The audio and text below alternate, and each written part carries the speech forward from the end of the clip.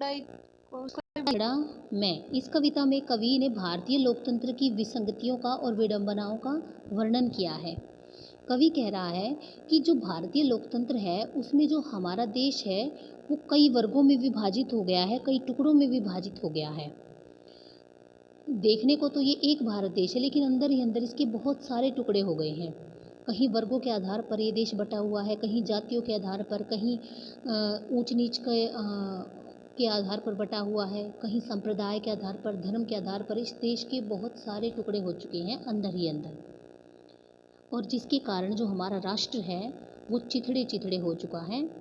और जो भारत देश है वो अपनी व्यथा को प्रकट कर रहा है। यहाँ कवि भारत देश की प्रतीक के रूप में भारत देश की व्यथा को प्रकट कर रहा है।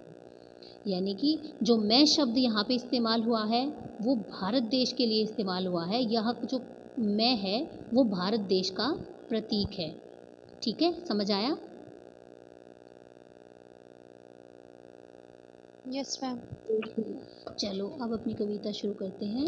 अब देखो, बाजार में एक ढेर है चिथड़ों का, और एक मैं हूँ कि जिसके चिथड़े सब एक जगह नहीं हैं।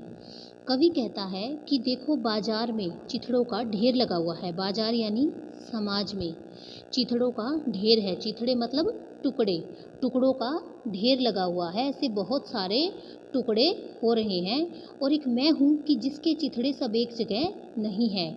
और एक मैं हूँ कि जिसके सब टुकड़े एक जगह नहीं हैं। जो पहले एक तो टुकड़ों में विभाजित हो गया है, और दूसरा उसके टुकड़े भी एक जगह पर नहीं हैं, वो अलग अलग दिशाओं में चल रहे हैं। फिर कहता है कि वे मेरी धज्जियाँ कहाँ गई। धज्जियाँ मतलब मेरे गुण।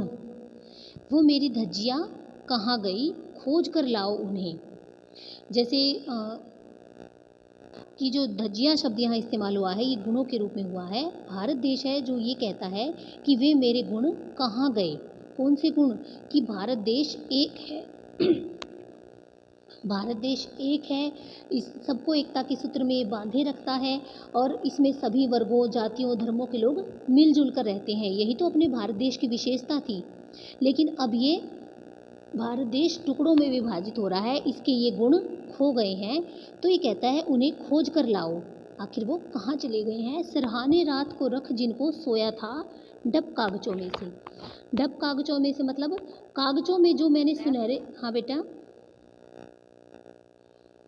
स्वप्न हैं, उनको लेकर मैं सोया था, जिनको लेकर मैं चला था।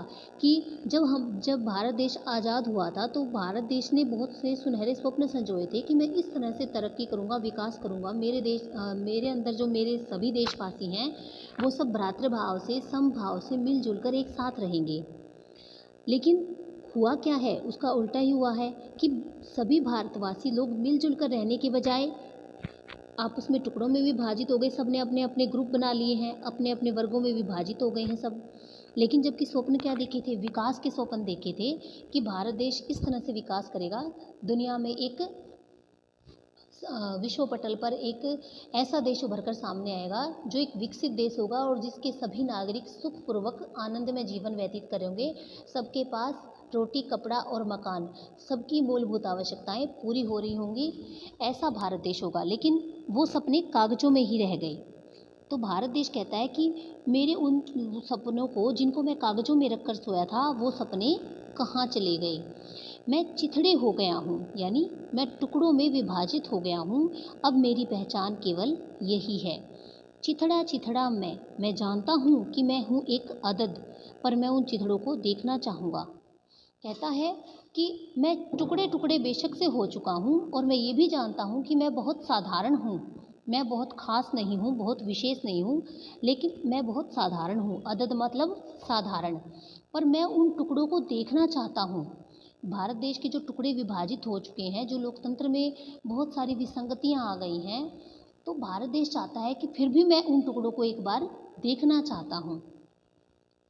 उनको जमा करो, उन टुकड़ों को इकट्ठा करो। उन टुकड़ों को इकट्ठा करने के बाद क्या देखता है? अरे कुछ मेरे हैं और कुछ मेरे नहीं हैं। वे मेरी धज्जियाँ नहीं हैं, पैबंद थे। भारत देश कहता है टुकड़ों को जमा करने के बाद कि उनमें से कुछ टुकड़े तो मेरे हैं, यानी मेरे जो कुछ टुकड़े हैं वो मेरे अपनों ने किए हैं और कुछ मेरे नहीं हैं, यानी कि जो मेरे नहीं हैं वो दूसरे लोग हैं जिन्होंने मेरे अपने लोगों के पारस्परिक वैमनस्य का फ़ायदा उठाकर मुझे उन टुकड़ों में विभाजित किया है। यानी मेरे अपने लोगों के मनमुटाव का फ़ायदा दूसरे लोगों ने उठाकर मुझे टुकड़ों में विभाजित किया है और कुछ मेरे अपने ही हैं जो खुद को एक दूसरे से अलग कर रहे हैं। फिर कहता है कि ये मेरी गुण नहीं है, ये मेरी विशेषताएं नहीं हैं, ये तो पैबंद थे। पैबंद क्या होता है?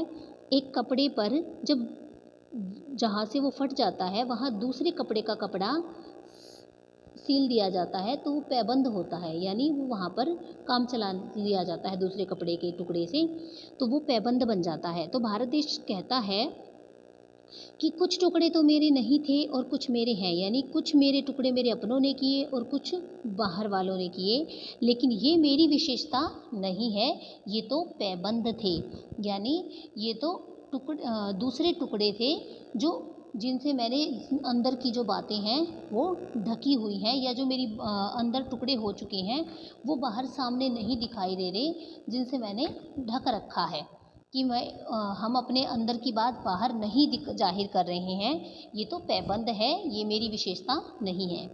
फिर कहता है लोग शानो शौकत दिखाते हैं दुनिया भर के चिथड़े जोड़कर, मुझको बस इतने ही चाहिए खुला रहे बदन जिन्हें ओढ़कर।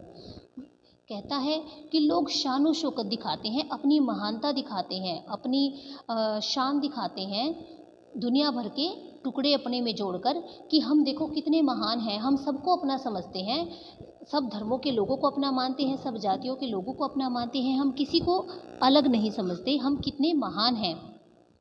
लेकिन भारत देश कहता है कि मुझे वो टुकड़े नहीं चाहिए, मुझे ये झूठी शान और शौकत नहीं दिखानी, मुझे तो केवल इतने टुकड़े चाहिए कि मेरा बदन जो उन टुकड़ों को ओढ़कर ढक जाए और मेरा व्यक्तित्व खुला रहे, यानी कि मेरी जो सोच विचार की क्षमता है वो खुली रहे, मानसिक रूप से मैं स्वतंत्र रहूं और मैं शारीरिक रूप से मेरा शरीर उन टुकड़ों को ओढ़कर ढका रहे, यानी कि जो मेरे अपने हैं वो मेरे अंदर समाहित रहें और सब मिलजुल कर प्रेम भाव से रहें और सब एक साथ मिलकर आगे बढ़ने के लिए, विकास के लिए प्रयासरत हों और एक साथ मिलकर आगे बढ़ें और विकास करें। समझ आई?